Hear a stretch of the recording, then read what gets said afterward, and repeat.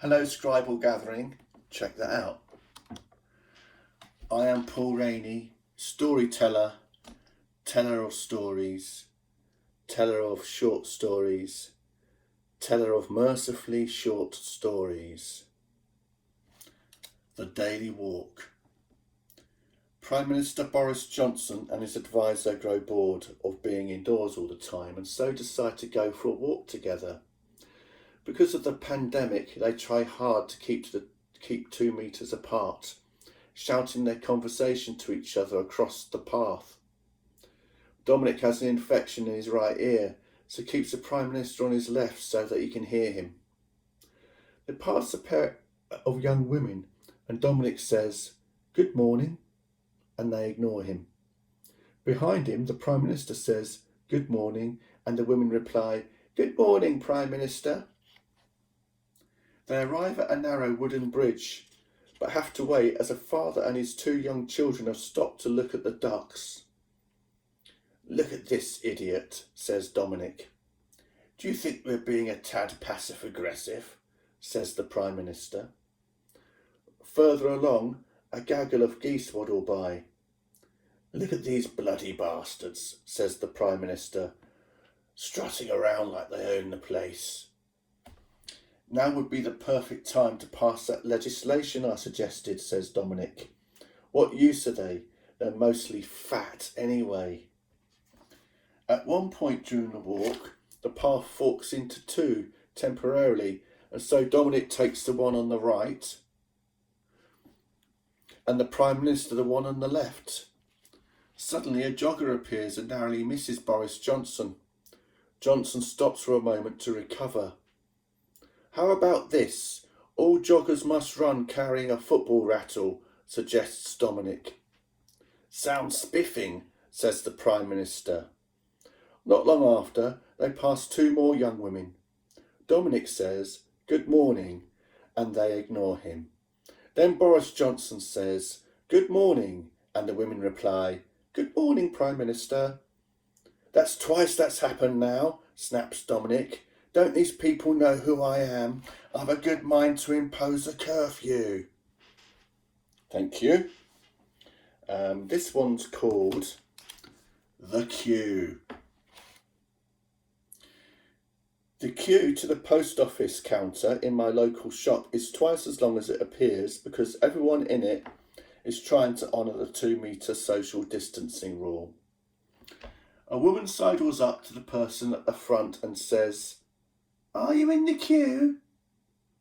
"Yes," says the person at the front. She shuffles up to the person 2 metres away and says, "Are you in the queue?" "Yes," says the second person. Then she shuffles up to the next person 2 metres along, who happens to be me, and just centimetres from my mouth breathes, "Are you in the queue?" "Yes," I say, slightly panicky. She shuffles away and I hear her ask, "Are you in the queue?" And a man reply, "No." Then another man further away says, "What? But I've been standing over here thinking you're in the queue." "No, I'm just thinking, do I want to buy this can of carrots?" Thank you.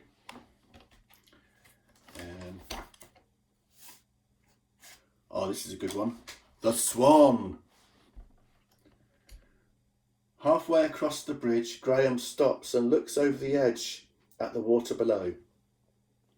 "Look at that," he says to his wife Helen and 2 teenage sons. A beautiful swan. It was as if he had never seen a swan before, let alone many of the birds before reaching the bridge earlier in their walk. Helen and the boys stop with him to look. Meanwhile, because we're in the midst of a pandemic and the bridge is 1 metre wide, other walkers queue at either end waiting for the family to move on. "I can't see a swan," says Helen. "Look, there's the swan," says Graham, pointing. Just then, Helen notices the queues and says, "Come on, boys, there are people waiting." "You go," says Graham. "I'm staying to watch the swan for a while." Helen and her sons leave the bridge. Embarrassed, she says to the queue, "He's watching the swan." The people in the queue, 2 metres apart, look at each other in bemusement. Eventually, Graham leaves the bridge, ignoring the queue he's created as if they are nothing. Arthur, the first in the queue to get to cross the bridge, can't help himself and, halfway, stops for a moment to see what's so special about this swan. But all he sees is a white Tesco carrier bag caught up in some overhanging branches. Thank you very much. Finally, not finally, there could be another one. It is finally.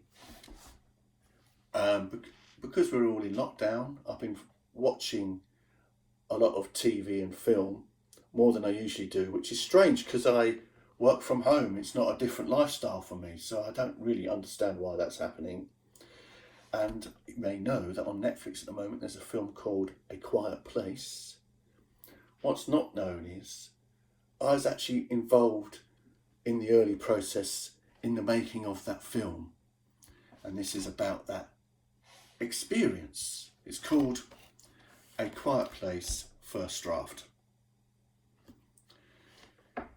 Jim from The Office, the American version, waves his hands about.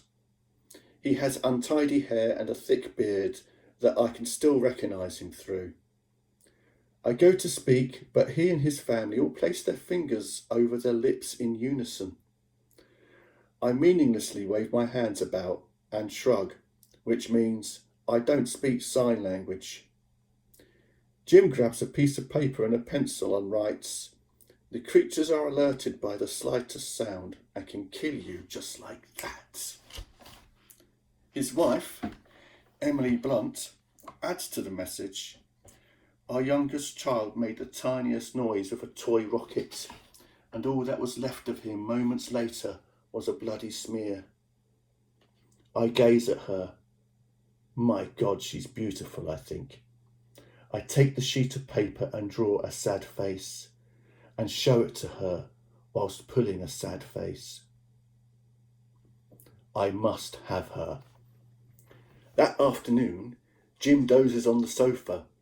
This is my chance, I think, and I sneak up behind him, tickle his nose with a feather, and then duck down behind the settee.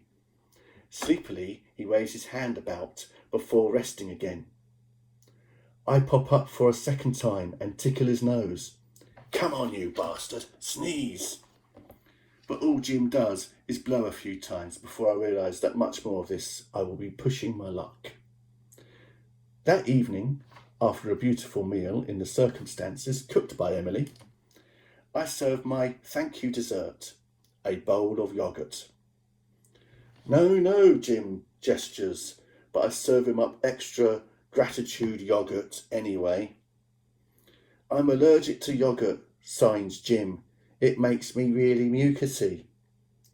Of course, I pretend not to understand and mouth, "Eat, eat. This is the least I can do to thank you for your hospitality." Slowly, Jim eats the yoghurt. That night, I sit up in bed, waiting to hear Jim's mucousy snore from the room next to mine, followed by his awful, awful demise. But it doesn't come. What is it with these Hollywood types? They even sleep silently. After a lie-in, the next morning I walk into the main living area, stretching and scratching my arse. I let out a big fart, then I laugh, and then I say "morning," and that was the end of that. Thank you.